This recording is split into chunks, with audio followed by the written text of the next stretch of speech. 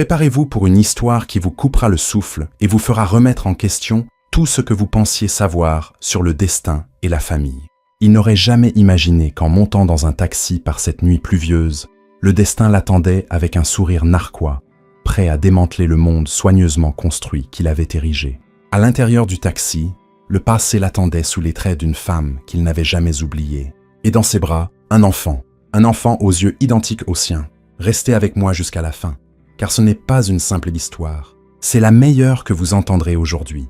Plongeons-y. N'oubliez pas de liker, de vous abonner à notre chaîne et de commenter vos impressions tout au long de l'histoire. Votre engagement nous aide à vous offrir davantage de récits puissants. Arthur Sterling resserra sa prise sur le volant de sa Bentley Continental, attendant que le feu passe au vert. La circulation de Crestwood City à cette heure était infernale, mais il le remarquait à peine. Son esprit était accaparé par les détails de la fusion d'entreprises qu'il venait de conclure. 200 millions de dollars et 3 années de négociations avaient abouti aujourd'hui à sa signature sur un contrat qui doublerait la valeur de Sterling Capital. Il devrait être euphorique. Pourtant, en observant les passants traverser la rue, jeunes couples main dans la main, parents avec leurs enfants, personnes âgées profitant du soleil printanier, une sensation familière de vide s'installa dans sa poitrine. À 42 ans, Arthur avait tout. Une fortune parmi les plus importantes du pays. Des propriétés sur 3 continents. Un jet privé et une collection de voitures qui feraient pleurer tout passionné. Tout, sauf quelqu'un avec qui le partager. Le feu passa au vert, et Arthur accéléra en direction du campus de l'université de Westwood. Il n'était pas obligé d'assister personnellement à cet événement caritatif. Sa fondation donnait des millions chaque année pour des bourses universitaires, mais sa responsable des relations publiques avait insisté sur le fait que sa présence donnerait plus de poids à la cérémonie de remise des diplômes pour les premiers bénéficiaires du programme de bourse. C'est bon pour l'image de l'entreprise, lui avait-elle dit pendant qu'il conduisait. Son téléphone sonna avec la mélodie qu'il avait attribuée à son assistante. Il activa le kit main libre. « Oui, Sarah ? Monsieur Sterling, juste un rappel. Après la cérémonie, vous avez un dîner avec les investisseurs japonais. Le chauffeur vous attendra pour vous emmener directement au restaurant. » « Annulé, répondit-il sans hésiter. Dites-leur qu'un imprévu est survenu et que je les rencontrerai demain matin à mon bureau. Un bref silence éloquent précéda la réponse de son assistante. Monsieur, ces investisseurs ont fait le voyage expressément de Tokyo pour demain. Sarah, l'interrompit-il fermement, mais sans hostilité. J'ai conclu la fusion avec Axon Technologies ce matin. Je mérite une soirée pour moi. Un autre silence, cette fois de résignation. Ah, comme vous voudrez. Je vais reprogrammer, y concéda-t-elle finalement. Avez-vous besoin d'autre chose ? Non, merci. À demain. Il raccrocha et s'engagea dans l'entrée du campus. Un garde reconnut immédiatement son véhicule et lui indiqua de se garer dans la zone réservée aux invités spéciaux. Le doyen en personne l'attendait à l'entrée de l'auditorium, un sourire oscillant entre admiration et intérêt purement financier. « Monsieur Sterling, quel honneur de vous avoir parmi nous » l'accueillit l'homme en lui tendant la main. « Votre générosité a transformé la vie de centaines d'étudiants. » Arthur répondit par une poignée de main ferme et un sourire rodé. « L'honneur est pour moi, doyen Peterson. Ces jeunes sont l'avenir de notre pays. » Des phrases toutes faites, le genre de commentaires que les journalistes aiment citer. Arthur les prononça presque mécaniquement en suivant le doyen à l'intérieur du bâtiment. Un murmure d'attente parcourut l'auditorium lorsqu'on le vit entrer. Il reconnut les regards, curiosité, admiration, envie, voire mépris de la part de certains universitaires qui le considéraient probablement comme un simple homme d'affaires sans raffinement intellectuel. S'il savait qu'il avait abandonné un doctorat en économie pour sauver l'entreprise familiale après la mort de son père, mais cet Arthur-là avait été enterré il y a longtemps, sous des couches de succès entrepreneurial et de solitude autoproclamée. Le doyen le guida jusqu'au premier rang, où il prendrait place parmi d'autres bienfaiteurs et autorités académiques. La cérémonie allait bientôt commencer. Arthur parcourut distraitement le programme qu'on lui avait remis. Discours, remise de diplôme, encore des discours. Il calcula mentalement combien de temps il devrait rester avant de pouvoir s'éclipser poliment. En attendant, son regard erra dans l'auditorium, observant les familles qui prenaient place, des visages rayonnants de fierté, certains retenant des larmes d'émotion, des parents qui avaient probablement sacrifié leur confort pour que leurs enfants en arrivent là, des grands-parents qui n'avaient peut-être jamais mis les pieds dans une université et regardaient maintenant leurs petits-enfants obtenir leur diplôme. Et puis, il la vit. Ce fut comme un coup physique, une secousse qui le laissa momentanément sans souffle. Dans la section centrale, à une dizaine de rangées derrière, une femme aux cheveux bruns et à la peau olive prenait place. Elle portait une élégante robe rouge ornée de petites fleurs blanches et ses cheveux tombaient en vagues douces sur ses épaules. Ce n'était pas possible. Ça ne pouvait pas être elle. Clara Hayes.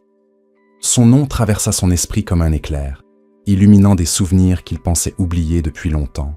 Clara, la femme qui avait travaillé comme gouvernante dans le manoir Sterling pendant près de 3 ans, jusqu'à sa démission soudaine il y a 18 ans. Arthur se redressa sur son siège, essayant de confirmer s'il s'agissait bien d'elle. La distance et l'angle rendèrent la certitude difficile, mais quelque chose dans sa posture, la manière dont elle inclinait légèrement la tête lorsqu'elle souriait, était indéniablement Clara. Que faisait-elle ici? D'après ses souvenirs, Clara n'avait pas de famille à Crestwood City. Elle venait d'une petite ville des plaines du Sud, et après son départ, des rumeurs parmi le personnel avaient laissé entendre qu'elle était retournée dans sa région natale. Et puis, alors que Clara se tournait pour parler à quelqu'un à côté d'elle, Arthur vit la jeune femme qui l'accompagnait, une étudiante en toge bleue, avec une écharpe dorée indiquant qu'elle obtenait son diplôme avec mention. Elle devait avoir environ 22 ans, avec de longs cheveux raides et un profil qui fit arrêter le cœur d'Arthur l'espace d'un instant. C'était comme regarder un miroir reflétant le passé. Cette jeune femme avait ses mêmes yeux gris-vert, sa même mâchoire définie, et même quelque chose dans la courbe de son sourire qu'il avait vu des centaines de fois sur les photos de famille. C'était impossible, et pourtant, les dates coïncidaient avec une précision terrifiante.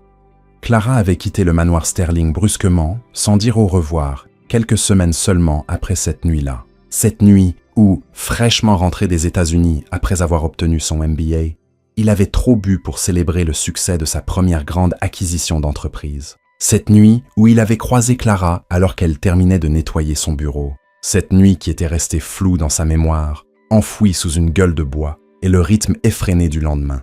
« Tout va bien, monsieur Sterling ?» La voix du doyen le ramena au présent. « On dirait que vous avez vu un fantôme. » Peut-être l'avait-il vu, le fantôme d'une possibilité qu'il n'avait jamais envisagée. « Parfaitement, » répondit-il, la voix légèrement tendue. « Je me rappelais juste d'une affaire en cours. » Le doyen hocha la tête, interprétant mal son trouble comme l'impatience typique d'un homme d'affaires. Mais Arthur ne faisait plus attention. Son regard s'était de nouveau posé sur la jeune femme en toge bleue qui riait maintenant à quelque chose que Clara lui avait murmuré à l'oreille. La ressemblance était indéniable. Quiconque connaissait les Sterling la verrait, les mêmes traits qu'Arthur avait hérités de son père, et son père de son grand-père. La marque génétique d'une famille fière de son lignage.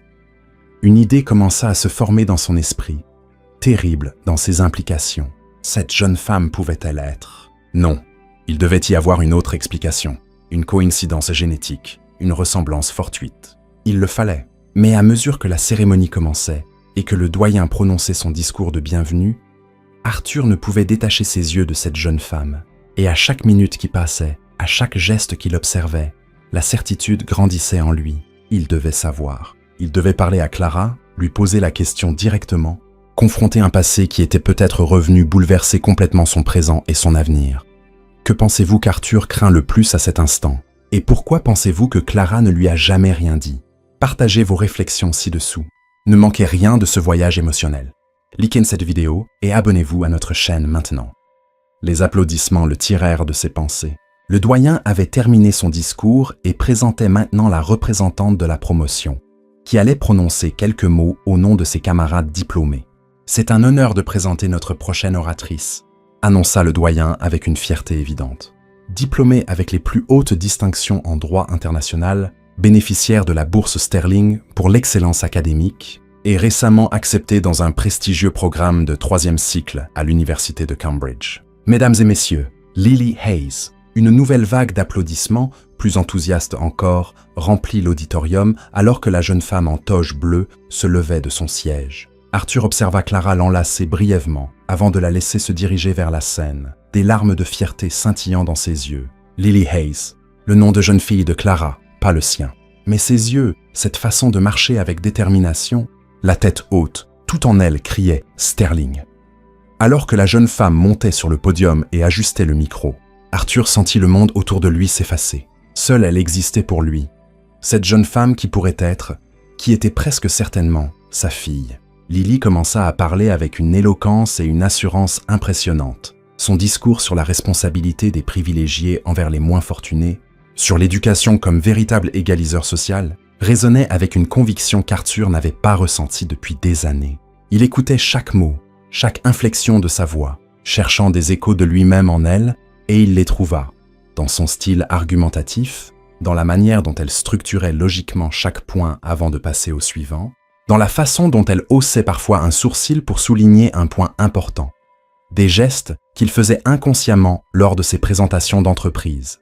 Il n'y avait aucun doute, il ne pouvait plus le nier. Il avait une fille dont il n'avait jamais connu l'existence, qui avait grandi sans sa présence, sans son nom, sans les privilèges qui lui auraient été dus de droit. Une fille qui, ironiquement, avait obtenu une bourse portant le nom de sa famille et recevait maintenant son diplôme avec mention. Le destin avait décidément un sens de l'humour tordu.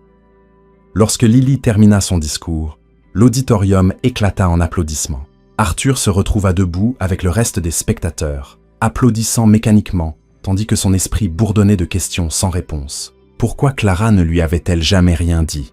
Était-ce sa propre décision, ou avait-il, d'une certaine manière, laissé entendre qu'il ne voulait pas savoir? Que devait-il faire maintenant?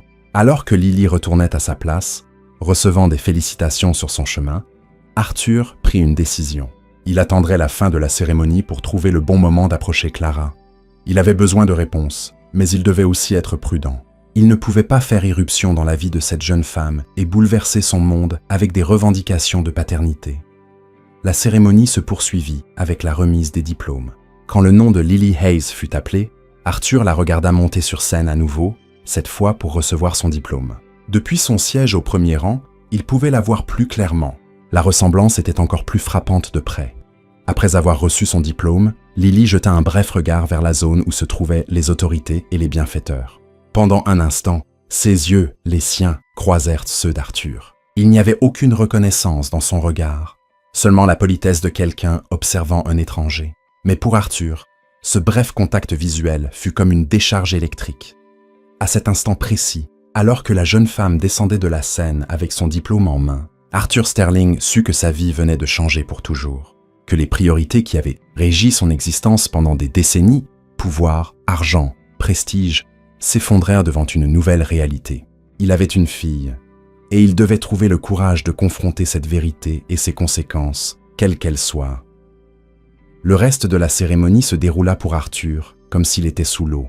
Il entendait des voix étouffées, voyait des mouvements ralentis, tandis que son esprit fonctionnait à plein régime. Combien de temps s'était-il réellement écoulé depuis cette nuit-là? 18 ans. Il calcula mentalement. Oui, cela avait du sens. Lily semblait avoir 22 ou 23 ans, ce qui signifiait que Clara était déjà enceinte lorsqu'elle avait quitté son emploi. Cette révélation provoqua un pincement de culpabilité. Clara avait-elle essayé de lui parler? Il se souvenait qu'après son départ, il n'avait guère prêté attention à l'affaire. Sa gouvernante l'avait informé de sa démission. Il avait signé distraitement l'indemnité correspondante, et l'affaire avait été oubliée au milieu des acquisitions d'entreprises et des voyages internationaux. Maintenant, assis au premier rang de cet auditorium, Arthur Sterling faisait face aux conséquences de son indifférence. Le doyen annonça qu'après la remise des diplômes, une réception aurait lieu dans les jardins du campus. Parfait. Ce serait l'occasion d'approcher Clara sans trop attirer l'attention. Lorsque la cérémonie officielle se termina enfin, Arthur s'excusa poliment des conversations avec les universitaires et les autorités qui tentèrent de capter son attention. D'un pas déterminé mais prudent, il se dirigea vers les jardins où les familles commençaient déjà à se réunir en petits groupes, prenant des photos et trinquant au champagne. Il scruta la foule à la recherche de la robe rouge qui avait initialement attiré son regard. Il la trouva près d'une fontaine ornementale. Clara tenait un verre, discutant animément avec une femme plus âgée qu'Arthur ne reconnut pas. Lily n'était pas en vue, probablement entourée de ses camarades de classe. C'était maintenant ou jamais. Arthur prit une profonde inspiration et s'approcha, conscient que chaque pas le rapprochait d'une confrontation qui changerait sa vie de manière imprévisible. Lorsqu'il fut à quelques mètres, Clara tourna la tête par hasard et le vit. La reconnaissance fut instantanée. Ses yeux s'écarquillèrent de surprise, et Arthur put voir sa main se resserrer autour de son verre. La femme plus âgée à ses côtés remarqua le changement et lui demanda quelque chose qu'il n'entendit pas distinctement. Clara répondit sans quitter Arthur des yeux, et la femme s'excusa, les laissant seuls. Enfin, ils étaient face à face. « Monsieur Sterling », le salua-t-elle d'une voix contrôlée mais tendue. « Quelle surprise de vous voir ici !» Son accent régional s'était adouci avec les années, mais il était toujours là, comme une musique de fond dans ses mots. Arthur observa les changements sur son visage, les fines rides autour de ses yeux, une élégance et une assurance qu'elle n'avait pas lorsqu'elle travaillait chez lui. « Clara », répondit-il, surpris de la facilité avec laquelle son nom glissa sur ses lèvres, comme s'il l'avait prononcé hier et non il y a presque 2 décennies. Ça fait longtemps. Un silence inconfortable s'installa entre eux, tant de questions sans réponse, tant de reproches possibles. Arthur décida d'aller droit au but. « Votre fille a prononcé un discours impressionnant. » Les yeux de Clara se plissèrent légèrement, l'évaluant. « Merci. Lily a toujours eu un don pour les mots. Elle a obtenu son diplôme avec mention en droit international et elle a aussi décroché une bourse pour Cambridge. Vous devez être très fière, dit Arthur. Clara hocha la tête, sans baisser sa garde. Je le suis. Elle a travaillé dur pour en arriver là. Arthur prit une inspiration, se préparant pour la question cruciale. Clara, je dois vous demander quelque chose. Lily... Il marqua une pause, cherchant les bons mots. La ressemblance est frappante. L'expression de Clara se durcit. Que voulez-vous, Arthur? Pourquoi m'approchez-vous maintenant, après tant d'années? La froideur dans son ton le surprit. Ce n'était pas la réaction à laquelle il s'attendait. Il avait anticipé de la peur, peut-être de la honte ou même des supplications, mais pas cette fermeté presque défiant. « Je ne savais pas. » « Ah !» répondit-il avec sincérité. « Jusqu'à aujourd'hui, quand je vous ai vus toutes les deux ensemble, il ne m'était jamais venu à l'esprit que je pouvais avoir... »« Ne le dites pas !» l'interrompit Clara d'un murmure ferme, jetant un regard autour d'eux pour s'assurer que personne n'écoutait. « Pas ici. C'est le jour de la remise de diplôme de Lily. Vous n'allez pas le gâcher avec ça. » Arthur ressentit une pointe d'irritation face à son ton impératif, mais il se retint. Elle avait raison. Ce n'était ni le moment ni l'endroit. Bien sûr. Chi concéda-t-il. « Je suis désolé. Je ne voulais pas m'immiscer dans sa célébration. Mais nous devons parler, Clara, en privé. »« Si Lily est... » commença-t-il, mais elle le coupa. « Elle ne l'est pas, » dit-elle fermement. Arthur la fixa, incrédule. « Clara, je l'ai vue. Elle a mes yeux, mon profil, la façon dont elle hausse un sourcil quand elle fait un point important. Vous ne pouvez pas le nier. » Clara détourna le regard un instant, et ce geste révéla à Arthur tout ce qu'il avait besoin de savoir. « Laissez-nous tranquilles, » dit-elle enfin, baissant la voix.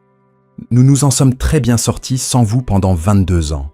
Nous n'avons pas besoin que vous apparaissiez maintenant pour compliquer nos vies. »« Alors, vous l'admettez ?»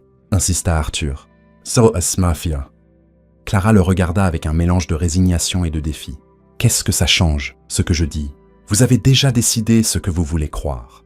J'ai le droit de connaître la vérité. »« Un droit ?» Clara laissa échapper un rire bref et amer. « Qu'est-ce que vous savez des droits quand il s'agit de Lily? Vous n'étiez pas là quand elle est née prématurée, quand les médecins ne savaient pas si elle survivrait. Vous n'étiez pas là pendant les nuits blanches, les maladies infantiles, ses premiers pas, ses cauchemars. Vous n'avez pas aidé à payer les factures quand nous avions à peine de quoi joindre les 2 bouts. Vous n'étiez pas à son récital de piano ni aux réunions scolaires. Et maintenant, vous venez parler de droit ?» Chaque mot était comme un coup porté à Arthur. Il imagina brièvement toutes ces scènes que Clara décrivait. Un bébé fragile dans une couveuse, une petite fille pleurant au milieu de la nuit, une adolescente jouant du piano. Des moments qu'il ne pourrait jamais rattraper. « Je n'étais au courant de rien de tout cela, Clara, » me dit-il doucement. « Si je vous l'avais dit, qu'auriez-vous fait ?» l'interrompit-elle. « Épouser la gouvernante ? Ou peut-être m'auriez-vous offert de l'argent pour disparaître discrètement, en préservant l'honneur des Sterling ?» L'accusation implicite le piqua au vif, surtout parce qu'il ne pouvait pas nier avec certitude qu'il aurait pu réagir ainsi à l'époque. L'Arthur de 24 ans, ambitieux et soucieux de son image, aurait peut-être considéré la grossesse d'une employée comme un désagrément à régler, non comme une vie à accueillir. « Je ne sais pas, » admit-il honnêtement, « mais j'aurais mérité d'avoir la chance de décider. J'aurais mérité de savoir que j'avais une fille. » Clara sembla se calmer légèrement face à sa sincérité. « Ah, peut-être » concéda-t-elle. « Mais on ne peut pas changer le passé, Arthur. Ce qui est fait est fait. Lily a grandi sans père et elle a prospéré. Elle est brillante, compatissante et forte. Elle n'a pas besoin que son monde s'écroule maintenant. Je ne veux pas faire s'écrouler son monde, » protesta Arthur. « Je veux juste la connaître, savoir qui elle est, peut-être l'aider d'une manière ou d'une autre. » Clara esquissa un sourire ironique. « L'aider ? Vous l'avez déjà fait sans le savoir. Votre fondation lui a octroyé la bourse qui lui a permis d'étudier à Westwood. Il y a une certaine justice poétique là-dedans, vous ne trouvez pas? Arthur n'avait pas envisagé cette ironie. Son argent avait financé l'éducation de sa propre fille sans qu'il le sache. Le destin avait décidément un sens de l'humour particulier. « Clara, s'il vous plaît, » insista-t-il, « donnez-moi une chance. Nous pouvons faire cela calmement, à votre rythme. Je n'ai pas l'intention de faire irruption dans sa vie et de tout bouleverser. Je veux juste avoir l'opportunité de rattraper un peu du temps perdu. » Clara l'étudia en silence, comme si elle évaluait la sincérité de ses paroles.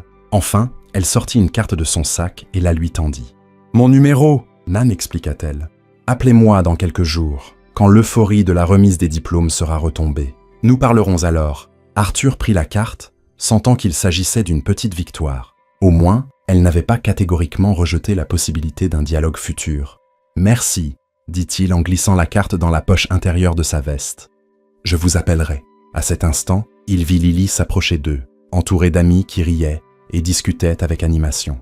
La jeune femme, toujours en toge bleue mais sans la toque, semblait rayonner de bonheur. Arthur sentit une boule se former dans sa gorge en la voyant de près, confirmant ce qu'il savait déjà.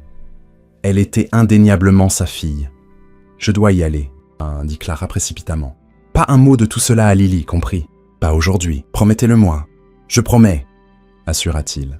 Clara hocha brièvement la tête et se tourna pour accueillir sa fille avec une étreinte. Arthur s'éloigna discrètement, se fondant dans la foule avant que Lily ne puisse remarquer sa présence. En marchant vers la sortie du campus, il ressentit un étrange mélange d'émotions.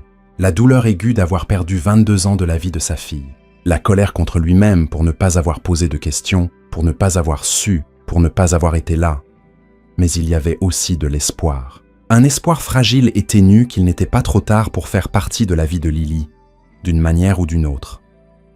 Son téléphone vibra. C'était Sarah, son assistante. « Monsieur Sterling, les investisseurs japonais ont accepté de reprogrammer le dîner pour demain. Dois-je envoyer la voiture pour vous récupérer ?» Arthur jeta un dernier regard en arrière. Au loin, il pouvait voir Clara et Lily rire ensemble, entourés d'amis et de collègues, célébrant la réussite de la jeune femme. Une scène parfaite à laquelle il n'avait pas contribué. « Non, Sarah, » répondit-il. « Je conduirai moi-même. J'ai besoin de réfléchir. » En se dirigeant vers sa Bentley, Arthur Sterling comprit que, pour la première fois depuis de nombreuses années, il avait quelque chose de plus important que des contrats de plusieurs millions de dollars ou des fusions d'entreprises. Il avait une raison de repenser toute sa vie. Il avait une fille, et d'une manière ou d'une autre, il devait trouver un moyen de l'approcher sans détruire ce que Clara avait construit avec tant d'efforts. Compte tenu de la profonde prise de conscience d'Arthur et de l'ouverture prudente de Clara, quels défis anticipez-vous dans leur cheminement pour reconstruire leur relation? Et quel rôle Lily jouera-t-elle dans ce processus? Partagez vos réflexions ci-dessous. Ne manquez pas les développements puissants. Likez cette vidéo et abonnez-vous à notre chaîne pour en savoir plus. Les 2 semaines suivantes passèrent pour Arthur Sterling comme un étrange mélange de routine professionnelle et d'introspection profonde. Le matin, il dirigeait des réunions, signait des contrats et prenait des décisions affectant des milliers d'employés. Le soir, seul dans son penthouse surplombant Crestwood City, il se surprenait à contempler de vieilles photos de famille, cherchant dans les visages de ses ancêtres les traits qu'il avait reconnus chez Lily. Plus d'une fois, il avait sorti la carte de Clara de son portefeuille, observant le numéro écrit d'une écriture soignée et décidée. Plus d'une fois, il avait été sur le point d'appeler. Mais quelque chose l'arrêtait. Que dirait-il exactement? Comment pouvait-il condenser 22 ans d'absence en une conversation téléphonique? 5 jours après la remise des diplômes, il se décida enfin. C'était un dimanche après-midi, un moment où il supposait que Clara serait chez elle et non à son travail, quel qu'il soit. Il réalisa qu'il n'avait aucune idée de ce qu'elle faisait maintenant. Il composa le numéro, ressentant une étrange nervosité qu'il n'avait pas connue depuis son adolescence. Après 3 sonneries, il entendit sa voix. « Bonjour Clara, c'est Arthur Sterling. » Un bref silence à l'autre bout de la ligne, juste assez de temps pour qu'elle réalise qui appelait. « Je pensais que vous n'appelleriez peut-être pas, » répondit-elle enfin. « Je vous avais dit que je le ferais, » dit-il, notant une certaine raideur dans sa propre voix. « Pouvons-nous nous rencontrer pour parler ?» Un autre silence, plus long cette fois. Arthur attendit, sachant que forcer la situation ne ferait qu'empirer les choses. « Demain, » dit Clara finalement. « Lily a des cours toute la journée et j'ai l'après-midi libre. Nous pouvons nous retrouver au Willow Café, près des jardins de Central Park, à 16h. » Le Willow Café, répéta-t-il, quelque peu surpris par le choix d'un lieu si public. C'est un endroit neutre, Nandy expliqua-t-elle, comme si elle lisait dans ses pensées. Et ce n'est pas près de chez nous, donc il y a moins de risque de croiser quelqu'un que Lily connaît. Arthur comprit. Clara était prudente, protégeant sa fille de potentielles rumeurs ou rencontres fortuites. D'accord, y accepta-t-il. Je serai là à 16h. Une dernière chose, Arthur, ajouta-t-elle d'un ton sans appel. Venez seul. Il fut surpris par la requête. Clara pensait-elle vraiment qu'il viendrait avec des avocats à leur première rencontre? Bien sûr, répondit-il quelque peu vexé. C'est une affaire personnelle, pas professionnelle. Bien, dit-elle, et après une pause. Alors, à demain. L'appel se termina avant qu'Arthur ne puisse dire au revoir. Il posa le téléphone sur la table basse et se dirigea vers la fenêtre de son penthouse. Crestwood City s'étendait devant lui, une ville qu'il connaissait intimement depuis la distance privilégiée des hauteurs, mais dans laquelle deux personnes existaient désormais, bouleversant complètement sa perception du monde. Quelque part parmi ces milliers de lumières qui commençaient à s'allumer au crépuscule, se trouvaient Clara et Lily, sa fille. Il peinait encore à saisir cette réalité. À 15h30 le lendemain après-midi, Arthur était déjà assis à une table discrète du Willow Café. Il avait décidé d'arriver en avance pour se familiariser avec l'endroit et peut-être calmer ses nerfs. C'était un établissement élégant mais sans ostentation, avec une ambiance rétro évoquant les anciens cafés du Crestwood City du milieu du XXe siècle. Murs couleur crème, bois poli, miroirs encadrés de bronze et un comptoir en marbre dominant un côté. Il ne portait pas un de ses costumes sur mesure habituels. À la place, il avait opté pour une tenue plus décontractée, un pantalon sombre et un pull en cachemire bleu marine. Il voulait projeter une image accessible, loin du magnate des affaires intimidant qui apparaissait dans les magazines économiques. À 16h précises, la porte du café s'ouvrit et Clara entra. Elle portait un tailleur pantalon gris perle et ses cheveux étaient relevés en un chignon bas, lui donnant une apparence professionnelle et sereine. Arthur se redressa immédiatement et leva la main pour qu'elle le voie. Elle hocha brièvement la tête et s'avança vers sa table. « Vous êtes en avance », dit commenta-t-elle en prenant place en face de lui. « Je préfère attendre que faire attendre les autres. » Répondit Arthur. « Puis-je vous offrir quelque chose ?» Clara commanda un latte lorsque le serveur s'approcha. Arthur opta pour un expresso. Lorsqu'ils furent de nouveau seuls, un silence inconfortable s'installa entre eux. Tant d'années, tant de questions sans réponse. « Vous êtes venu ?» dit-il finalement, brisant la glace. « J'avais promis », répondit-elle en soutenant son regard, bien que j'aie hésité jusqu'à la dernière minute. « Pourquoi ?» Clara posa ses mains sur la table, entrelaçant ses doigts. « Parce que cela complique tout, Arthur. La vie de Lily, ma vie, ce que nous avons construit. Ah, ça n'a pas à l'être, argua-t-il. Nous pouvons gérer cela discrètement, à votre rythme. » Elle laissa échapper un bref rire, sans humour. « Vous pensez vraiment que quelque chose comme ça peut rester discret? Vous êtes Arthur Sterling. Votre visage apparaît dans les magazines et les journaux. Si vous commencez soudainement à vous intéresser à une jeune diplômée, les gens parleront. Et Lily n'est pas idiote. Elle verra la ressemblance. Elle posera des questions. Alors, peut-être devrions-nous lui dire la vérité, suggéra-t-il avant qu'elle ne puisse découvrir par elle-même. Les yeux de Clara se durcirent. La vérité? Quelle vérité exactement, Arthur? Que son père biologique n'a jamais su qu'elle existait parce que je ne lui ai rien dit, ou qu'il ne s'est pas assez soucié pour me chercher quand j'ai disparu. Le coup était direct et précis. Arthur ressentit le pincement familier de la culpabilité. « Les deux sont vrais, je suppose », admit-il, la voix basse. « Je ne savais rien d'elle, et je ne me suis pas non plus préoccupé de votre départ au-delà de signer votre indemnité. Je ne peux pas changer cela, Clara. Mais je peux essayer de réparer les choses à partir de maintenant. » Clara l'étudia en silence, comme si elle évaluait la sincérité de ses paroles. « Pourquoi ?» demanda-t-elle enfin. « Pourquoi maintenant? Vous avez tout ce dont quelqu'un pourrait rêver. Pourquoi compliquer votre vie avec une fille que vous ne connaissez pas ?» C'était une bonne question. Arthur s'était posé la même question ces derniers jours. « Parce que toute ma vie, j'ai couru après des choses que je pensais importantes, » répondit-il avec honnêteté. « L'argent, le pouvoir, la reconnaissance. Et maintenant, à 42 ans, je réalise que rien de tout cela n'a vraiment d'importance. Je suis seul, Clara. J'ai construit un empire, mais je n'ai personne avec qui le partager. Je n'ai personne dont je me soucie vraiment. Et personne ne se soucie de moi au-delà de mon compte en banque. » Il marqua une pause, surpris par sa propre vulnérabilité. Il n'avait jamais exprimé ses sentiments à voix haute. Et soudain, continua-t-il.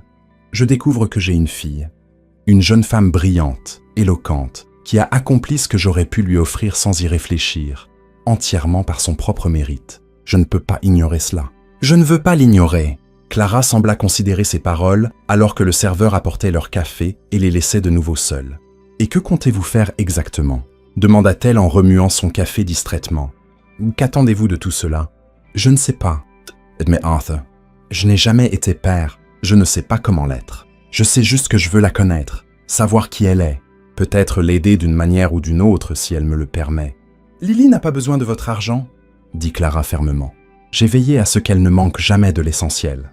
Je ne parle pas seulement d'argent, » clarifia-t-il. « Elle a du talent, de l'ambition. Si elle s'intéresse au droit international, j'ai des contacts qui pourraient lui être utiles. Je connais des gens à Cambridge, où elle va étudier. » Clara le regarda avec scepticisme. « Et que lui diriez-vous ? Bonjour, je suis un ami de ta mère qui veut, par hasard, t'aider dans ta carrière ?» Arthur soupira. Elle avait raison, bien sûr. Toute approche serait suspecte sans une explication claire. Que sait-elle de son père ? Demanda-t-il finalement. Clara baissa les yeux sur sa tasse. Le minimum. Que nous nous sommes rencontrés quand je travaillais à Crestwood City, que c'était une relation brève et qu'il n'a jamais su pour la grossesse parce que j'ai décidé de ne rien lui dire. Est-ce qu'elle me déteste ? Non, répondit Clara en secouant la tête. On ne peut pas détester quelqu'un qui n'existe pas dans votre vie. Pendant longtemps, elle n'a même pas posé de questions sur vous. Elle avait son grand-père maternel, qui a été comme un père pour elle jusqu'à son décès il y a 5 ans. Plus tard, quand elle a commencé à poser des questions plus précises, je lui ai dit la vérité, que vous aviez été quelqu'un d'important pour moi pendant un court moment, mais que nos mondes étaient trop différents. Lui avez-vous dit mon nom ? Non, seulement que vous veniez de Crestwood City, d'une bonne famille. Je suppose que j'avais peur qu'un jour elle ne parte à votre recherche. Arthur hocha la tête, assimilant l'information. Il comprit alors la peur constante que Clara avait dû ressentir pendant des années. Que sa fille découvre la vérité, qu'elle cherche à le contacter, qu'il la rejette, ou pire, qu'il essaie d'une manière ou d'une autre de la lui enlever. « Je n'aurais jamais fait ça, Clara, » dit-il doucement, devinant ses pensées. « Je n'aurais jamais essayé de vous la prendre. »« Je ne sais pas, » répondit-elle avec sincérité. « Ah, je ne vous connaissais pas assez pour prendre ce risque. Vous étiez le fils du maître de maison, un jeune homme ambitieux avec un avenir brillant. Moi, j'étais juste la fille qui nettoyait vos chambres. Qu'aurait-il pu se passer si j'étais venu vous annoncer que j'étais enceinte ? M'auriez-vous seulement cru ? » La question resta suspendue entre eux, lourde d'implications douloureuses. Arthur voulait répondre oui, qu'il l'aurait cru, qu'il aurait assumé ses responsabilités. Mais il ne pouvait pas mentir. Il ignorait comment l'Arthur de 24 ans aurait réagi à une telle nouvelle. « Que voulez-vous faire maintenant ?» demanda-t-il enfin, orientant subtilement la conversation. « Comment allons-nous procéder ?» Clara le fixa, comme si elle prenait une décision importante. « J'ai besoin de temps, » dit-elle finalement, « pour réfléchir, pour décider comment et quand parler à Lily. Cela va changer sa vie. Comprenez-vous ? Tout ce qu'elle croit savoir sur elle-même, sur ses origines. Je comprends, acquiesça Arthur. Nous prendrons tout le temps nécessaire. Et j'ai besoin de votre parole, ajouta Clara avec intensité. Votre parole que vous respecterez mes décisions à ce sujet. Que vous n'essayerez pas de la contacter de votre propre chef. Que vous ne la chercherez pas sur les réseaux sociaux. Que vous ne la suivrez pas. Vous avez ma parole, promit Arthur sans hésiter. Nous ferons cela à votre manière, Clara. Vous êtes celle qui l'a élevée pendant 22 ans. J'ai confiance en votre jugement. Une lueur de surprise traversa le visage de Clara à ces derniers mots. Peut-être ne s'attendait-elle pas à ce que le puissant Arthur Sterling abandonne si facilement le contrôle de la situation. « D'accord, » dit-elle enfin. « Je lui parlerai après ses examens finaux, dans 2 semaines. » Arthur hocha la tête, ressentant un mélange de soulagement et d'anticipation. 2 semaines ? Après 22 ans d'absence inconsciente, il pouvait bien attendre 2 semaines de plus. « Merci Clara, » dit-il sincèrement, « de me donner cette chance. » Elle termina son café et posa la tasse sur la soucoupe avec un léger tintement. « Je ne le fais pas pour vous, » précisa-t-elle. « Je le fais pour Lily, parce qu'elle mérite de connaître la vérité sur ses origines, et parce que, malgré tout, je crois qu'elle a le droit de décider si elle veut ou non vous connaître. » Arthur comprit. Il n'attendait ni gratitude ni pardon, seulement une chance. « Je sais, » répondit-il, « et je l'apprécie quand même. » Quand Clara se leva pour partir, Arthur remarqua pour la première fois une lueur de vulnérabilité dans ses yeux, un écho de la jeune femme qu'elle était il y a 22 ans. Je l'aime plus que tout au monde, Arthur, dit-elle doucement. Elle est toute ma vie. S'il vous plaît, ne lui faites pas de mal. Et sur ces mots, elle s'éloigna, laissant à Arthur la promesse implicite de protéger la seule chose véritablement précieuse pour Clara, le cœur de la fille qu'ils partageaient tous les deux. Quel impact profond pensez-vous que cette conversation et la promesse d'Arthur auront sur son caractère et ses actions futures? Partagez vos prédictions dans les commentaires. Ne manquez pas la conclusion émouvante de cette incroyable histoire. Likez cette vidéo et abonnez-vous à notre chaîne maintenant. Les 2 semaines suivantes furent pour Arthur un exercice de patience qu'il n'avait jamais pratiqué auparavant. L'homme habitué à ce que tout se passe selon ses ordres se retrouvait désormais soumis au rythme des autres. C'était une sensation étrange, presque humiliante, mais aussi révélatrice. Pour se distraire, il se plongea dans le travail avec une intensité renouvelée. La fusion avec Axon Technologies exigeait des restructurations complexes, des licenciements stratégiques, des réaffectations de personnel, des décisions difficiles qu'il prenait habituellement avec la froideur calculée d'un homme d'affaires prospère. Mais maintenant, chaque fois qu'il signait un licenciement, il se demandait si cette personne avait des enfants. Si quelqu'un dépendait de ce salaire pour payer des frais de scolarité, des manuels, un avenir. Pour la première fois de sa carrière, Arthur Sterling commença à voir des visages derrière les chiffres, des vies derrière les coupes budgétaires. Sarah appela-t-il son assistante un après-midi alors qu'il examinait la liste de licenciements proposés par les ressources humaines. Combien cela nous coûterait-il de mettre en place un programme de réemploi pour le personnel que nous laissons partir? La femme le regarda avec surprise. En 8 ans à son service, il n'avait jamais montré une telle préoccupation pour les employés licenciés après une acquisition. « Il faudrait que je fasse les calculs, monsieur, » répondit-elle, professionnelle comme toujours. « Mais ce serait un investissement considérable. »« Faites-le, » ordonna Arthur. « Et je veux aussi un rapport sur le nombre de ces employés qui ont des enfants en âge d'aller à l'université. Pourrions-nous élargir le programme de bourse pour les inclure ?» Le regard de Sarah reflétait une perplexité à peine voilée, mais elle hocha la tête sans poser de questions. Ce n'était pas son rôle de remettre en question les décisions du patron, aussi inhabituelle soit-elle. Lorsqu'il fut seul, Arthur s'adossa à son fauteuil en cuir italien et contempla la vue panoramique de Crestwood City depuis son bureau au 30e étage. Que lui arrivait-il? Depuis quand se souciait-il du sort d'employé qu'il ne connaissait même pas? La réponse lui vint avec une clarté limpide. Depuis qu'il avait découvert qu'il avait une fille, depuis qu'il avait appris qu'il existait dans ce monde une personne qui portait son sang, qui partageait ses gènes, qui aurait pu grandir sous sa protection, mais qui, au lieu de cela, avait dû tracer son propre chemin sans les avantages que son nom aurait pu lui offrir. Cette pensée lui causa un pincement de culpabilité, immédiatement suivi d'une autre émotion, moins familière, la fierté. Lily avait obtenu son diplôme avec mention, avait décroché une bourse prestigieuse, avait été acceptée à l'université de Cambridge, et tout cela sans l'influence des Sterling, sans les portes que son argent aurait pu ouvrir. Peut-être aurait-elle pu accomplir davantage avec ses ressources, mais il y avait quelque chose d'admirable dans ce que Clara et Lily avaient réalisé seules. 18 jours après la remise des diplômes, 18 jours exactement depuis qu'il avait vu sa fille pour la première fois, Arthur reçut un message de Clara. « Je lui parlerai aujourd'hui. Je vous appellerai demain. » Ces 10 mots le plongèrent dans un état de nervosité qu'il ne se souvenait pas avoir jamais ressenti. Cette nuit-là, il dormit à peine, imaginant des scénarios, des réactions, des possibilités. Comment Lily prendrait-elle la nouvelle? Ressentirait-elle de la curiosité, de la colère, de l'indifférence? Voudrait-elle le rencontrer? Ou, au contraire, refuserait-elle tout contact? Le lendemain passa avec une lenteur exaspérante. Arthur annula 2 réunions importantes, incapable de se concentrer sur autre chose que l'appel en attente. À la tombée du crépuscule, alors qu'il commençait à craindre que Clara ait changé d'avis, son téléphone personnel sonna. « Clara !» répondit-il immédiatement, sans attendre la 2e sonnerie. « Arthur !» Sa voix semblait fatiguée. « J'ai parlé à Lily. » Une pause qui lui sembla éternelle. « Et ?» demanda-t-il enfin, incapable de contenir son anxiété. « Comment l'a-t-elle pris ?» Clara soupira à l'autre bout du fil. « Comme prévu. Surprise, confusion, un peu de colère contre moi pour lui avoir caché si longtemps. Elle a besoin de temps pour assimiler l'information. Lui avez-vous dit exactement qui je suis? Oui, je lui ai tout dit. Que je travaillais chez vous, comment nous nous sommes rencontrés, pourquoi j'ai décidé de ne pas vous parler de la grossesse. Je lui ai montré quelques vieilles photos que j'avais gardées pour qu'elle puisse voir la ressemblance par elle-même. Arthur sentit une boule se former dans sa gorge. Des images d'un passé qu'il ne connaissait pas. Des moments perdus, irrécupérables. Et a-t-elle dit quelque chose à propos de moi? À propos d'une rencontre? Une autre pause. Elle a besoin de temps, Arthur, répondit Clara enfin. C'est beaucoup à encaisser. Découvrir que son père biologique est l'un des hommes les plus riches d'Espagne n'est pas une nouvelle banale. Je comprends, dit-il, bien que sa déception transparaît dans sa voix. Bien sûr, elle a besoin de temps. Clara hésita un instant. Elle a posé des questions sur vous. Qui êtes-vous vraiment, au-delà de ce qu'on lit dans les journaux économiques? Je pense qu'elle est en train d'assimiler l'idée.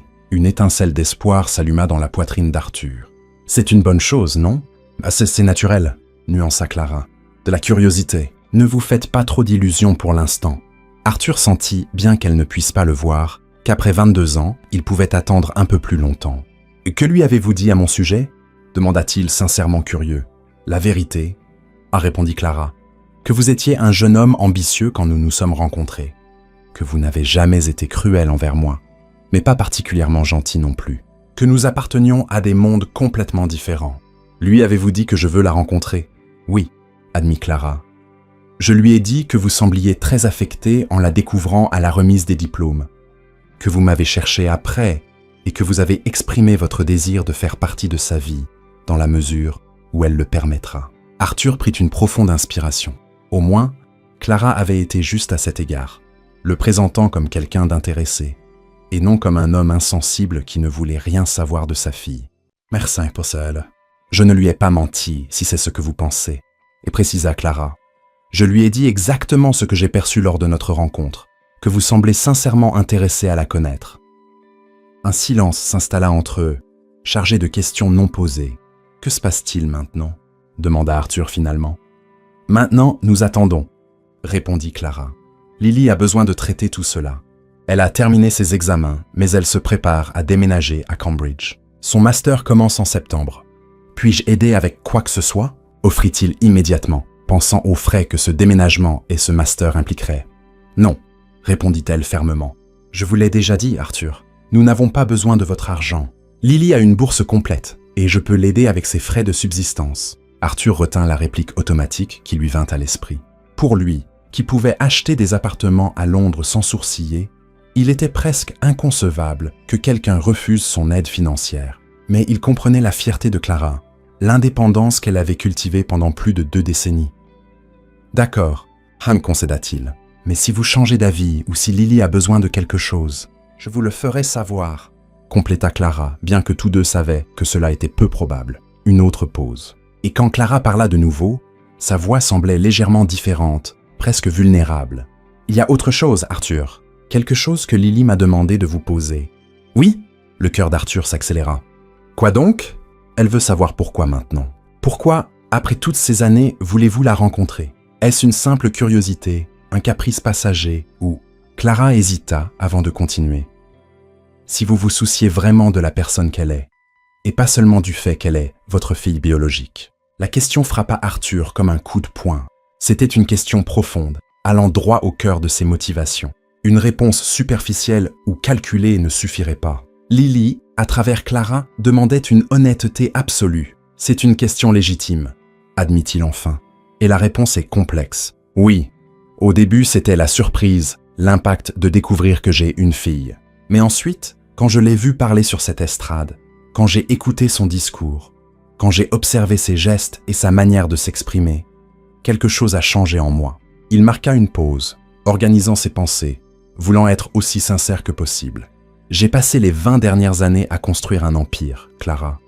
J'ai accumulé plus d'argent que je ne pourrais en dépenser en 10 vies. J'ai des propriétés que je visite à peine, des voitures que je conduis rarement. Et à la fin de la journée, je retourne dans un penthouse vide où le seul bruit est celui de mes propres pas. Sa voix se brisa légèrement, mais il continua. Quand j'ai vu Lily, je n'ai pas seulement vu ma fille biologique. J'ai vu une jeune femme brillante, passionnée, avec des convictions. J'ai vu quelque chose de sincère dans un monde qui, pour moi, est devenu de plus en plus artificiel. Et j'ai réalisé que, peut-être, je pourrais apprendre beaucoup plus d'elle que je ne pourrais jamais lui enseigner. Un silence à l'autre bout de la ligne. Arthur ne savait pas si ces mots avaient touché Clara, si elle croyait en sa sincérité. « Je lui transmettrai exactement ce que vous avez dit, » répondit-elle enfin, la voix douce. « Mot pour mot. »« Merci, » dit-il. « C'est la vérité, Clara. Je ne cherche pas une héritière pour ma fortune, ou quelqu'un pour perpétuer le nom des Sterling. Je veux juste découvrir la personne extraordinaire que vous avez élevée. » Un autre silence, plus court cette fois. « Je vous appellerai s'il y a du nouveau, » dit Clara, retrouvant son ton pragmatique. « En attendant, laissez-lui de l'espace. Ce n'est facile pour aucun d'entre nous, mais surtout pour elle. »« Je comprends, » assura Arthur. « J'attendrai aussi longtemps qu'il le faudra. » Lorsque l'appel prit fin, Arthur se retrouva à contempler le coucher de soleil sur Crestwood City, depuis sa fenêtre. La ville était teintée d'or et de violet, des couleurs qu'il avait toujours admirées depuis la distance privilégiée des hauteurs, mais qui, ce soir-là, semblaient plus intenses, plus réelles. Lily envisageait de le rencontrer. Ce n'était pas un rejet immédiat, ce n'était pas de l'indifférence. Il y avait des questions, des doutes, peut-être même du ressentiment, mais aussi de la curiosité, de l'intérêt. C'était plus qu'il n'avait espéré, plus qu'il ne méritait probablement. Pour la première fois depuis longtemps, Arthur Sterling ressentit quelque chose qui ressemblait à de l'espoir. Et avec cette émotion inhabituelle qui lui réchauffait la poitrine, il réalisa qu'il ne pouvait plus imaginer un avenir où Lily ne ferait pas partie de sa vie d'une manière ou d'une autre. Quoi qu'il arrive, l'existence de cette jeune femme avait changé quelque chose de fondamental en lui. Et pour cela, même si elle décidait de ne jamais le rencontrer, elle lui avait déjà offert un cadeau inestimable. La capacité de ressentir quelque chose au-delà du calcul froid et corporatif qui avait régi sa vie pendant trop longtemps. Quelle qualité spécifique pensez-vous qu'Arthur continuera à développer en naviguant dans cette relation complexe avec Clara et en espérant tisser un lien avec Lily? Partagez vos idées. Ne manquez pas la conclusion émouvante de cette incroyable histoire. Likez cette vidéo et abonnez-vous à notre chaîne maintenant. Le message texte arriva un samedi matin, 3 semaines après la conversation avec Clara. Arthur était dans son penthouse, en train d'examiner des rapports tout en buvant un café, lorsque son téléphone vibra sur la table en verre. « Lily veut vous voir. Demain, 11h, jardin de Central Park, près de l'étang. Venez seul. » Arthur lut le message 3 fois, sentant son pouls accélérer à chaque mot. C'était réel. Il allait rencontrer sa fille, non pas en tant que spectateur distant lors d'une cérémonie de remise de diplôme, mais face à face, dans une conversation préparée depuis 22 ans, à son insu. Ses doigts tremblaient légèrement, alors qu'il répondait « Je serai là, merci Clara ». La réponse fut immédiate et concise.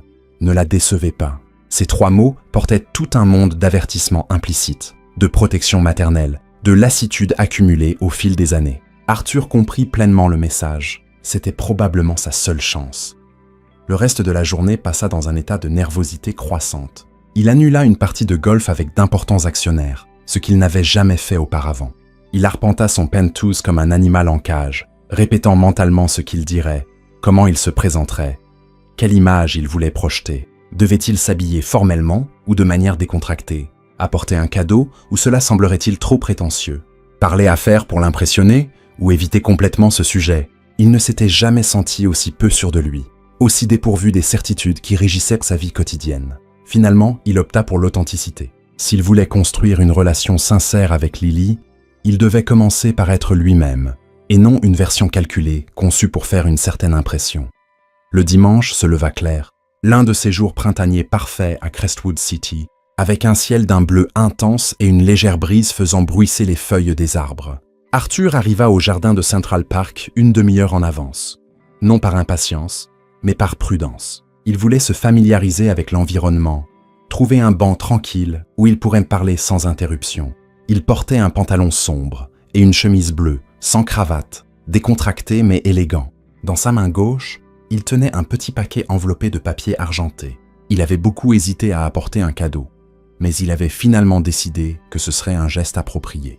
Ce n'était rien d'ostentatoire ou de coûteux, juste quelque chose de symbolique qu'il avait conservé pendant des années sans savoir pourquoi. À 5 minutes de 11h, il la vit s'approcher par le chemin principal. Lily marchait d'un pas décidé, vêtue d'un jean, d'une blouse blanche et d'une veste légère. Ses cheveux étaient détachés, ondulant sous la brise, et ses yeux, les siens, scrutaient les environs de l'étang, le cherchant. Arthur se leva, sentant une boule se former dans sa gorge. C'était comme regarder un reflet déformé par le temps, une version de lui-même transformée en une belle jeune femme indépendante. La génétique Sterling était indéniable. La même ligne de mâchoire, la même forme d'yeux, même quelque chose dans sa posture qui rappelait des photos de sa propre jeunesse. Lorsque leurs regards se croisèrent, Arthur vit une reconnaissance immédiate sur le visage de Lily, une brève pause dans ses pas, un moment d'hésitation, puis la détermination de continuer à avancer vers lui, vers son père biologique. « Bonjour », le salua-t-elle à quelques pas, sa voix ferme mais prudente. « Vous devez être Arthur Sterling. » La formalité le surprit légèrement, mais il comprit. C'était sa manière de maintenir une certaine distance émotionnelle, d'établir des limites dès le départ. « Bonjour Lily », répondit-il, résistant à l'envie de tendre la main, ou pire, de tenter de l'enlacer. « Merci d'avoir accepté de me voir. » Elle hocha brièvement la tête, l'étudiant intensément. Arthur se demanda ce qu'elle voyait.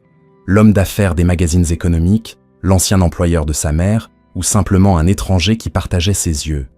« Nous pouvons nous asseoir là-bas », suggéra Arthur, indiquant un banc partiellement ombragé par un grand châtaignier. « Si cela vous convient !» Lily hocha de nouveau la tête et le suivit jusqu'au banc. Ils s'assirent, laissant un espace discret entre eux. L'étang s'étendait devant eux, avec ses petits bateaux et ses canards nageant paisiblement, indifférents au drame humain qui se déroulait à quelques mètres. « Je n'étais pas sûr que vous viendriez », confessa Arthur, brisant le silence. « Et j'aurais compris. Je n'étais pas sûr non plus jusqu'à hier soir, » répondit-elle avec honnêteté. « Mais je pense que j'avais besoin de réponses en face à face. » Sa voix était mélodieuse, mais avec un ton de fermeté qu'Arthur reconnut comme le sien. La détermination Sterling, comme sa famille l'appelait autrefois. « Vous pouvez me demander tout ce que vous voulez, » offrit-il. « Je vais essayer d'être complètement honnête. » Lily le regarda directement, avec une intensité presque intimidante. « Pourquoi n'avez-vous jamais cherché à savoir ce qui était arrivé à ma mère quand elle est partie ?» fut sa première question, directe et tranchante. « Si vous aviez quoi que ce soit ensemble, ne vous a-t-il pas semblé étrange qu'elle disparaisse sans dire au revoir ?» Arthur ne s'attendait pas à ce qu'elle commence par là, mais il apprécia sa franchise. Il lui devait la même sincérité en retour. « La vérité, c'est que je l'ai à peine remarqué », admit-il, ressentant de la honte en le disant à voix haute. « C'était une période chaotique dans ma vie. Je venais de rentrer des États-Unis. Je reprenais l'entreprise familiale, je voyageais constamment. Le personnel domestique, il marqua une pause, conscient de la dureté de ses paroles. Bessem n'était pas sur mon radar. Quand on m'a informé qu'elle avait démissionné, j'ai simplement autorisé son indemnité et je suis passé à autre chose. » L'expression de Lily resta neutre, mais Arthur pouvait percevoir son jugement silencieux. « Je ne suis pas fier de cela, » ajouta-t-il. « J'étais jeune, arrogant et uniquement concentré sur mes ambitions. Ce n'est pas une excuse, juste une explication. » Lily hocha lentement la tête, assimilant ses paroles. « Ma mère dit que vous n'avez jamais su pour la grossesse, » continua-t-elle. « Qu'elle a décidé de ne pas vous en informer. Est-ce vrai ?»« Complètement, » confirma Arthur. « Je ne savais pas que vous existiez jusqu'à ce que je vous voie à la remise des diplômes. La ressemblance physique, c'était comme me regarder dans un miroir du passé. » Un bref sourire traversa le visage de Lily. « Oui, tout le monde dit que j'ai le regard Sterling. Maintenant, je comprends pourquoi. » Arthur ressentit une étrange chaleur en entendant cette reconnaissance de leur lien, même superficiel. « Est-ce que cela vous dérange ?» demanda Lily soudainement. « Que je porte le nom de Hayes au lieu de Sterling ?» La question le prit par surprise. Il n'avait jamais envisagé la chose sous cet angle. « Non », répondit-il avec sincérité. « Clara vous a élevé seule contre vent et marée. Vous méritez de porter son nom avec fierté. » Quelque chose changea subtilement dans l'expression de Lily, comme si cette réponse avait abattu une petite barrière. « Qu'attendez-vous exactement de moi, monsieur Sterling ?» demanda-t-elle, allant droit au cœur du sujet. « Je sais que vous n'avez pas d'autres enfants. Cherchez-vous une héritière pour votre fortune? Quelqu'un pour perpétuer l'héritage familial? Ou est-ce une simple curiosité face à une découverte tardive ?» Arthur prit une profonde inspiration. C'était la même question que Clara lui avait transmise, mais l'entendre directement de Lily, avec ce mélange de vulnérabilité et de défi, exigeait une réponse encore plus honnête. « Ce que je veux, c'est vous connaître, Lily, » dit-il doucement. « Pas comme mon héritière, pas comme celle qui perpétuera le nom Sterling, mais comme la personne que vous êtes, celle que Clara a élevée et qui a accompli tant de choses par son propre mérite. » Il marqua une pause, choisissant soigneusement ces mots suivants. « Oh, je ne peux pas rattraper les 22 ans que j'ai perdus. Je ne peux pas prétendre être un père alors que je n'ai été présent pour aucun moment important de votre vie. Mais peut-être, Peut-être que nous pouvons construire quelque chose de nouveau. Une relation basée sur le présent et non sur le passé. Lily l'observa en silence, comme si elle évaluait la sincérité de ses paroles. Enfin, son regard se posa sur le petit paquet qu'Arthur tenait encore dans sa main. « Qu'est-ce que c'est » demanda-t-elle. Arthur baissa les yeux sur le paquet argenté, comme s'il venait de se souvenir de son existence. « C'est un petit cadeau », répondit-il, le lui tendant avec une certaine timidité. « Ce n'est rien d'ostentatoire, je le promets, juste quelque chose que je pense que vous devriez avoir. » Lily hésita un instant avant de l'accepter. Elle déballa soigneusement le papier, révélant une petite boîte en velours bleu. En l'ouvrant, elle découvrit une montre de poche en argent ancienne. Sur le couvercle extérieur était gravé l'écusson des Sterling. À l'intérieur, une inscription « Le temps perdu ne revient jamais. Le temps à venir est à vous pour le façonner avec amour. Votre grand-père. C'était celle de mon père », s'expliqua Arthur tandis que Lily examinait la montre. « Il me l'a donnée quand j'ai eu 18 ans. J'ai toujours pensé qu'un jour je la transmettrais à mon fils ou à ma fille. C'est une tradition familiale. » Lily passa ses doigts sur la gravure, visiblement émue malgré ses efforts pour rester composée. « C'est magnifique, » admit-elle doucement. « Mais je ne peux pas l'accepter. C'est un héritage familial trop précieux. Elle vous revient de droit, » insista Arthur doucement. « Vous êtes une Sterling, Lily, même si vous ne portez pas le nom. Le sang de mon père, votre grand-père, coule dans vos veines. Il aurait été fier de vous connaître. » Quelque chose scintilla dans les yeux de Lily, une émotion qu'elle tenta de retenir. « Je ne sais même pas qui il était, » dit-elle avec un léger tremblement dans la voix. « Je ne sais rien de cette partie de ma famille. » « Il s'appelait Robert, » répondit Arthur, sentant une boule se former dans sa gorge en parlant de son père. C'était un homme juste, travailleur. Il a construit Sterling Capital de toutes pièces, avec des principes solides. Il aimait la musique classique, surtout Vivaldi, et il avait votre sourire. Une larme solitaire coula sur la joue de Lily. Elle l'essuya rapidement, comme gênée par ce moment de vulnérabilité. « Il y a beaucoup d'histoires, » continua Arthur doucement. « Beaucoup de photos. Si un jour vous voulez découvrir cette partie de votre histoire, je serai heureux de la partager avec vous. » Lily referma la boîte de la montre et la serra légèrement dans sa main, comme si elle prenait une décision importante. « Je vais y réfléchir, » dit-elle enfin. « Merci pour le cadeau. Il a du sens. » Arthur hocha la tête, comprenant que ce petit objet avait accompli ce qu'un millier de mots n'auraient pas pu faire. Établir un premier pont entre eux, une reconnaissance tangible de leur lien biologique. « Je dois y aller, » annonça Lily en se levant. « J'ai beaucoup à faire avant mon départ pour Cambridge. »« Bien sûr, » répondit Arthur, se levant à son tour. « Quand partez-vous »« Dans 3 semaines. » Arthur hocha la tête, calculant mentalement le peu de temps qu'il restait. « Pensez-vous » commença-t-il, hésitant. « Pensez-vous que nous pourrions nous revoir avant votre départ ?» Lily le regarda, tenant toujours la boîte de la montre dans sa main. « Peut-être, » répondit-elle, et dans ce petit mot, Arthur trouva plus d'espoir qu'il n'en avait ressenti depuis des années. « Je vous donne mon numéro. Vous pouvez m'envoyer un message. » Ils échangèrent leur numéro sous le soleil printanier des jardins de Central Park, entourés de familles passant leur dimanche, inconscientes du drame qui se déroulait silencieusement sur ce banc. « À bientôt, monsieur Sterling. » dit Lily en reculant d'un pas. « Arthur, » corrigea-t-il doucement. « Vous pouvez m'appeler Arthur. » Elle esquissa un sourire presque imperceptible. « À bientôt, Arthur. » Et tandis qu'il la regardait s'éloigner par le même chemin qu'elle avait emprunté à son arrivée, Arthur Sterling comprit qu'il venait de vivre le moment le plus important de sa vie. Pas lorsqu'il avait conclu sa première grande acquisition, pas lorsque Sterling Capital était devenu un géant multinational, mais maintenant, lorsque sa fille avait accepté, du moins provisoirement, la possibilité qu'il fasse partie de son avenir. Que pensez-vous que sera le plus grand défi pour Arthur et Lily alors qu'ils tentent de construire une relation à partir de zéro après 22 ans de temps manqué? Partagez vos réflexions ci-dessous. Ne manquez pas la conclusion émouvante de cette incroyable histoire. Likez cette vidéo et abonnez-vous à notre chaîne maintenant. Les 2 années suivantes, la neige tombait doucement sur l'université de Cambridge, transformant la ville académique en un paysage de contes de fées. Arthur Sterling contemplait les flocons à travers la fenêtre du restaurant, vérifiant sa montre. Il était arrivé avec 15 minutes d'avance, une habitude qu'il n'avait jamais abandonnée, malgré les changements significatifs dans sa vie au cours des 2 dernières années. L'hôtel Randolph, avec son élégance victorienne, offrait le cadre parfait pour l'occasion. Arthur avait réservé une table discrète, à l'écart de l'agitation, où ils pourraient converser tranquillement. C'était, après tout, un jour spécial. La porte du restaurant s'ouvrit, laissant entrer une bourrasque d'air froid, et Lily apparut, enveloppée dans un manteau rouge, le nez légèrement rougi par le froid. Arthur se leva immédiatement, ressentant la même fierté et l'émotion qui l'envahissait chaque fois qu'il voyait sa fille.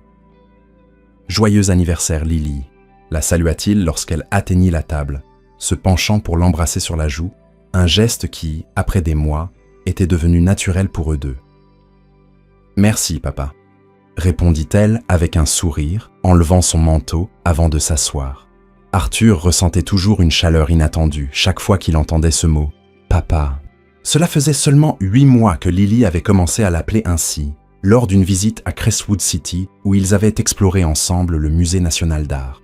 Cela avait été spontané, naturel et avait marqué un tournant dans leur relation. « Comment s'est passé l'examen ?» demanda-t-il alors que le serveur apportait 2 coupes de champagne qu'il avait précommandées. « Brutal », répondit Lily avec une grimace amusée. « Mais je pense que je m'en suis bien sorti. Le professeur Davis est exigeant mais juste. Je suis sûr que tu as brillé », affirma Arthur avec conviction. « Tu as l'intelligence des Sterling et la ténacité de ta mère. » Lily sourit à la mention de Clara. La relation entre eux trois avait évolué de manière surprenante au cours de ces 2 années.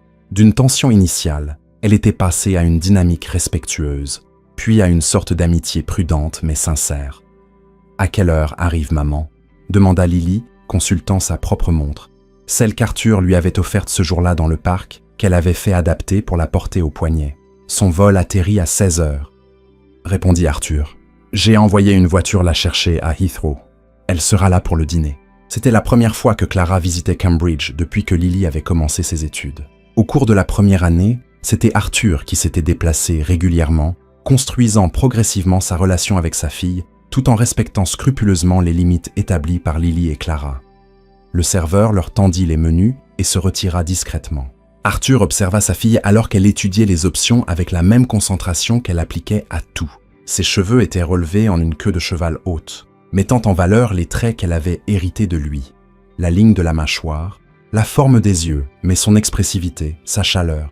Tout cela venait de Clara. « J'ai quelque chose pour toi », dit Arthur lorsqu'ils eurent passé commande. Un cadeau d'anniversaire. Il sortit une enveloppe de la poche intérieure de sa veste et la tendit à Lily. Elle la regarda avec curiosité avant de l'ouvrir. À l'intérieur se trouvait une lettre officielle portant l'entête de la Fondation Sterling pour l'éducation. Ses yeux parcoururent rapidement le document, s'écarquillant d'étonnement à mesure qu'elle en comprenait le contenu. « C'est sérieux ?» demanda-t-elle, levant les yeux stupéfaite. « Une bourse complète pour des étudiants en droit international, à mon nom ?» Arthur hocha la tête, savourant sa surprise. « La bourse Lily Hayes pour l'excellence en droit international », confirma-t-il. « Elle financera intégralement les études de 5 étudiants talentueux mais défavorisés chaque année. Tu feras partie du comité de sélection, si tu le souhaites. » Lily relut le document, visiblement émue. « Mais pourquoi mon nom ?» demanda-t-elle enfin. « Ça ne devrait pas être la bourse Sterling ?» Arthur secoua la tête. « C'est ton héritage, Lily. Ton nom, ton mérite. Je voulais que ce soit un hommage à tout ce que tu as accompli par toi-même, avec le soutien de ta mère, avant que je n'apparaisse dans ta vie. » Les yeux de Lily se remplirent de larmes. Elle posa le document sur la table et prit la main de son père. « Merci », dit-elle simplement. « C'est le plus beau cadeau que tu pouvais me faire. » Arthur serra doucement sa main, ressentant ce lien qui s'était développé entre eux, lentement, mais solidement, comme un arbre profondément enraciné. « Il y a autre chose, » s'y ajouta-t-il, hésitant. « Quelque chose dont je voulais discuter avec toi. » Lily le regarda avec curiosité. « J'ai réfléchi, » continua Arthur, « à changer le nom de l'entreprise, de Sterling Capital à Sterling Hayes. » La surprise sur le visage de Lily était évidente. « Sterling Hayes », répéta-t-elle, comme si elle avait besoin de l'entendre à nouveau pour y croire.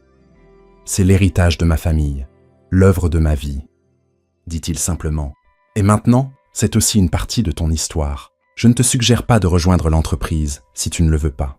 Ton chemin t'appartient. Mais je veux que le monde sache que je suis aussi fier d'être un Sterling que d'être lié au Hayes. » Lily resta silencieuse un moment, assimilant ses paroles. « En as-tu parlé à maman ?» demanda-t-elle enfin. « Je voulais d'abord avoir ton avis, » admit Arthur. « Mais oui, j'ai l'intention de consulter Clara également. Son nom, son héritage, méritent aussi d'être reconnus. » Leurs plats arrivèrent, interrompant momentanément la conversation. Lorsqu'ils furent de nouveau seuls, Lily parla avec une maturité qui surprenait toujours Arthur. « Ces 2 années ont été inattendues, dit-elle, choisissant soigneusement ses mots.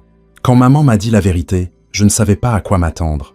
Une partie de moi était en colère, une partie curieuse et une autre simplement confuse. Je ne savais pas si je voulais te rencontrer ou non. » Arthur écouta attentivement, lui laissant l'espace nécessaire pour s'exprimer.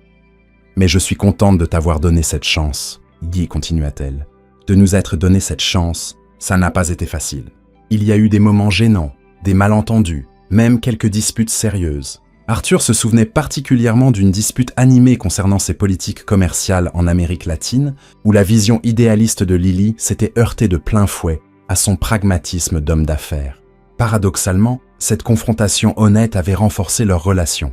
« Mais nous avons construit quelque chose de précieux, » conclut Lily avec un sourire. « Quelque chose de réel. Ce n'est pas la relation père-fille typique, mais c'est la nôtre. C'est plus que je ne méritais, » répondit Arthur sincèrement. Et bien plus que ce à quoi je m'attendais ce jour-là dans le parc. Ils trinquèrent avec leur champagne, célébrant non seulement l'anniversaire de Lily, mais aussi le chemin parcouru, les barrières brisées, les ponts construits.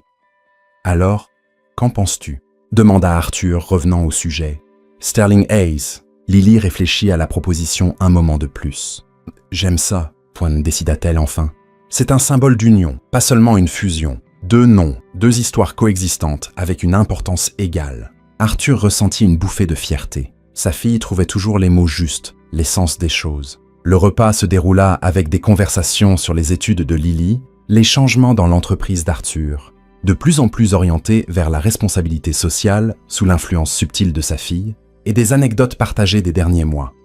Alors que le dessert touchait à sa fin, Arthur consulta sa montre. « Nous devrions y aller, dit-il. Le vol de ta mère va bientôt atterrir, et je veux être à l'hôtel quand elle arrivera. » Il régla l'addition, et ils quittèrent le restaurant ensemble, s'aventurant dans les rues enneigées de Cambridge. Ils marchèrent dans un silence confortable jusqu'à l'endroit où Arthur avait garé sa voiture. « Tu sais ce qui est le plus curieux ?» commenta Lily en bouclant sa ceinture de sécurité. « Que tout cela ait commencé parce que tu as assisté à une remise de diplôme à laquelle tu ne voulais même pas aller. » Arthur sourit, se souvenant comment il avait essayé d'éviter cet engagement, et comment son assistante avait insisté sur l'importance de sa présence pour l'image de l'entreprise. « Le destin a d'étranges façons de fonctionner, » répondit-il, démarrant le moteur. « Parfois, les meilleures choses dans la vie arrivent quand on s'y attend le moins, et de la manière la plus inattendue. Comme un millionnaire qui voit son ancienne gouvernante à une remise de diplôme avec une jeune femme qui lui ressemble, » taquina Lily, citant ce qui était devenu une sorte de blague privée entre eux. Arthur rit, reconnaissant pour la capacité de sa fille à trouver de l'humour même dans les circonstances les plus complexes. « Et dire que tout a changé quand j'ai décidé de m'approcher, » ajouta-t-il, lui jetant un regard affectueux avant de se concentrer sur la route. Quelques heures plus tard, Arthur observa de loin la réunion entre Clara et Lily dans le hall de l'hôtel. L'expression de pur bonheur sur le visage de Clara alors qu'elle enlaçait sa fille lui rappela pourquoi il avait valu la peine de respecter ses conditions, d'avancer à son rythme, d'accepter ses limites pendant ces 2 années. Lorsque Clara s'approcha enfin pour le saluer, Arthur remarqua quelque chose de différent dans son regard. La méfiance initiale avait cédé la place à une sorte d'acceptation prudente, et maintenant, il détectait autre chose. De la gratitude, peut-être même de l'affection. « Arthur », le salua-t-elle avec un léger sourire. « Lily m'a parlé de la bourse. C'est un geste magnifique. »« C'était le moins que je puisse faire, » répondit-il. « Elle est extraordinaire, Clara, et c'est grâce à vous. » Une légère rougeur colora les joues de Clara. Elle détourna le regard avec modestie. « Nous avons réservé une table au restaurant de l'hôtel pour le dîner, » continua Arthur. « Mais d'abord, il y a quelque chose dont je voulais discuter avec vous, une idée concernant l'entreprise. » Alors que tous 3 se dirigèrent vers l'ascenseur, Arthur ressentit un profond sentiment de plénitude. Ce n'était pas la famille conventionnelle qu'il avait vaguement imaginée dans sa jeunesse. C'était quelque chose de différent, d'unique, construit sur des bases complexes mais solides. Le respect mutuel, l'honnêteté durement gagnée et un amour qui avait fleuri lentement, comme une plante résiliente, trouvant son chemin à travers les fissures de l'asphalte. Sterling et Hayes, 2 noms, 2 histoires unies par une jeune femme qui avait hérité du meilleur des 2 mondes. Et tandis que la neige continuait de tomber sur la ville universitaire, Arthur Sterling comprit qu'après une vie passée à courir après le succès, il avait enfin trouvé quelque chose d'infiniment plus précieux, le bonheur d'être partie prenante de quelque chose de plus grand que lui. Une famille, imparfaite et extraordinaire, qui avait commencé par une rencontre fortuite, à une remise de diplôme, où un millionnaire avait vu son ancienne gouvernante avec une jeune femme qui lui ressemblait, et, contre toute attente, avait décidé de s'approcher. Quel est, selon vous, l'héritage durable du parcours d'Arthur, Clara et Lily? Et quel message sur la famille et les chemins non conventionnels ce parcours transmet-il? Partagez vos réflexions dans les commentaires ci-dessous.